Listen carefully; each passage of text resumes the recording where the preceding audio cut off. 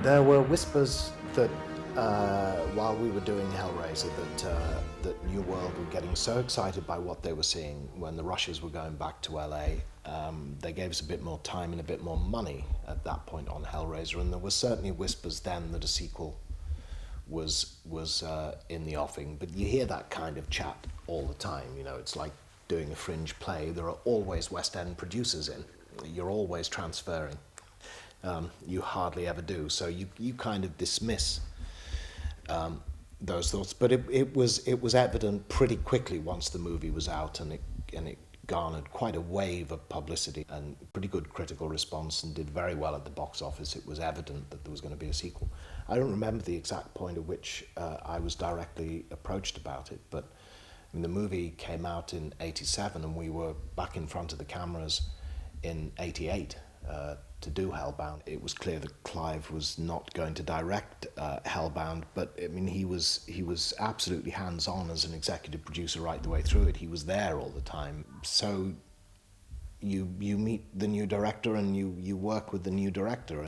I suppose for me then the task was to keep a hold on what we'd created with Pinhead in the first place. But Tony absolutely understood the movies, and I had a good, solid working relationship with him. While we were doing Hellraiser, I was aware that the character had once been human. The English army officer somewhere in India, Indian mutinies, I guess, in the early 1920s. And in fact, there would have been a few more scenes of that, because, of course, we'd moved on to Pinewood, and we had a substantially increased budget from New World, except that Black Monday hit just before the budget was transferred from LA to London, so we lost about a third of the budget. And there would have been, I think, 2 other scenes in the screenplay originally of Elliot in an Indian street bazaar, locating the place he's looking for and doing the Hellraiser haggling thing. What's your pleasure, sir? And how much is it? How much do you think it's worth? All of that. And then going to the Quonset hut with him with the box. But those 2 scenes would have required 2 sets for establishing shots, so they bit the dust.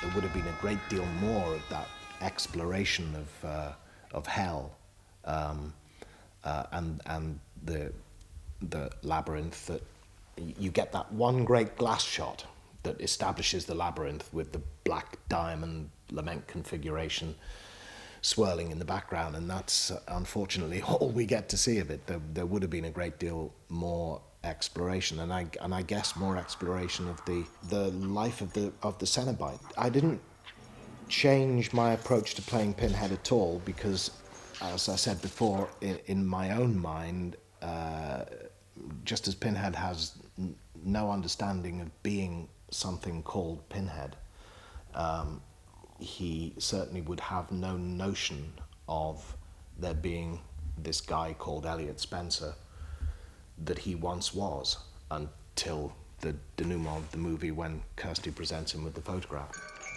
I remember.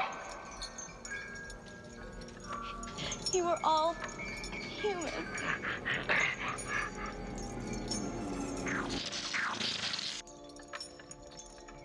I've wasted many minutes of my life, and I'm about to waste a few more, in particular at conventions. Up goes the hand. Mr. Bradley, can you tell us what was so horrible in the scene where Pinhead and the female Cenobite played surgeons? It was so horrible it couldn't even make the unrated version. So here's the skinny on that. Pete had written one of those little 3-sentence bits in a screenplay that you glance over when you read it. Kirsty and Tiffany are running through the hospital, and 2 gowned and masked figures come out of a room, and one of them says, "What are you 2 girls doing here? You know this part of the hospital is off limits." As he speaks, his mask fills with blood and pins begin to break through, and he pulls the mask off, revealing Pinhead, and as he speaks his voice changes into Pinhead's voice, and Tiffany grabs Kirsty and they run. It's very, very simple to read, and it's not very, very simple to film. And I'd read it and I'd thought, what do they mean by masked? Because it's got to be an all-over mask, and I've got to not have pins on. Or I've got to be human, but it can't be me, otherwise I'll look like Elliot Spencer, and that will just be too confusing. So we came out on set, and they put surgeons' gowns on us and gave us surgeons' masks, which covered this much of you. And I remember saying, but how does this work? In the first place, I can only put the mask on here because there are pins between me and the mask. And then the rest of this is Pinhead, and it's kind of obvious to Kirsty who this is. She's not going to hang around and, you know.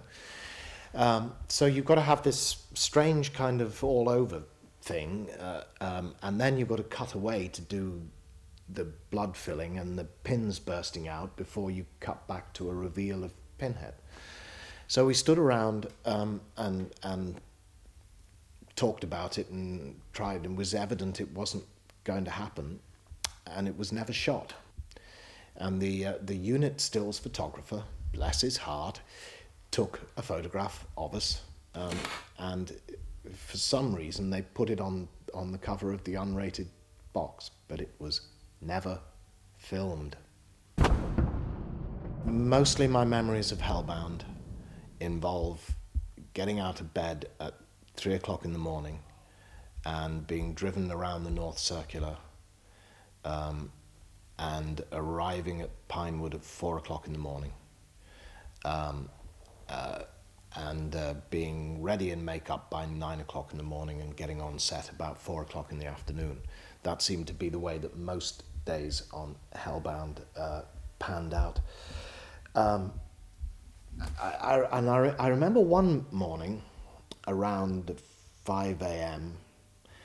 the unit nurse came round to give everybody vitamin B6 or vitamin B12 tablets, because it's apparently what we all get deficient in when we're making movies because of early starts and long days and what have you.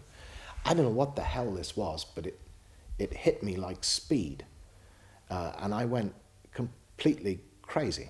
And I do remember at one point hanging out of the window of the makeup room at Pinewood, threatening to throw Jeff Portis's Filofax away. And he did actually gaffer tape me to the makeup chair to make me sit still. The only other occasion that I do remember on a couple of moments off camera on Hellbound was terrifying the life out of a cleaner who was merrily mopping the floors, and I came around the corridor on full makeup, and she dropped her mop and ran, and we didn't see her again, so we assumed she asked for a transfer to a different bit of Pinewood while we were there. And then encounter with Barry Norman, who was he was doing his Hollywood Great series, which he used to introduce sitting in a director's chair. And so he was looking for film sets that he could use to do, and he got Hellbound. And I walked out of my dressing room in makeup and costume, and as Barry Norman was coming down the corridor, and he, I think I definitely startled him. He explained he was looking for his raincoat, which didn't convince me at all. But I know Clive and Chris used that to their advantage, because he'd been a little bit snotty in his review of Hellraiser, and they gave him permission to use Hellbound. And then the apocryphal story is that they locked him in a room and said, "Why are you doing this? You're the most influential film critic in the country, and this is a British horror film. Why are you trashing it? Why aren't you supporting it?" And he apparently admitted that it's because he doesn't like horror films. And they said, "Well, that's no reason to give it a bad review." And I think we got a fairly decent review for Hellbound.